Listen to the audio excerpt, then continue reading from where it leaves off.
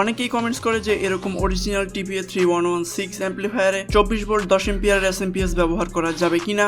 এখানে 12 ভোল্ট থেকে শুরু করে 24 ভোল্ট 10 এম্পিয়ারের এসএমপিএস পর্যন্ত ব্যবহার করা যাবে, কিন্তু সেফটির জন্য আসলে 24 ভোল্টের একটু কম ভোল্টেজ ব্যবহার করা ভালো। যেমন 19 ভোল্ট থেকে 22 ভোল্ট পর্যন্ত ব্যবহার করলে সেক্ষেত্রে অ্যাম্পলিফায়ার আইসি আসলে ওভারহিট হয়ে নষ্ট হয়ে যাওয়ার চান্স থাকবে না। এবার অনেকেই বলতে পারেন যে 19 ভোল্ট বা 22 ভোল্ট আসলে কিভাবে ব্যবহার করব। সো প্রথমত এরকম ধরনের যত ল্যাপটপের অ্যাডাপ্টার আছে এই ধরনের ল্যাপটপের অ্যাডাপ্টার কিন্তু সাধারণত 19 ভোল্টের হয়ে থাকে।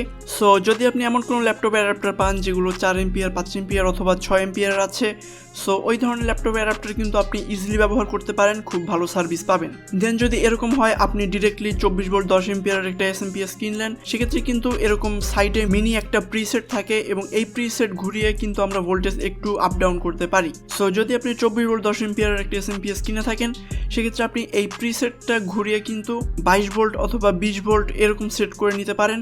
সেক্ষেত্রে আপনার অ্যাম্পলিফায়ারটা একদমই পারফেক্টলি চলবে। অন্যদিকে অনেকে আছে যারা এরকম ধরনের 24 ভোল্টের 5 এম্পিয়ার বা 8 এম্পিয়ার অ্যাডাপ্টার বা এসএমপিএস টাইপ অ্যাডাপ্টার ইউজ করে থাকে, সেক্ষেত্রে আপনাদের এখানে কোনো বাক কনভার্টার ইউজ করতে হবে না বা স্টেপ ডাউন কোনো কনভার্টার ইউজ করতে হবে না।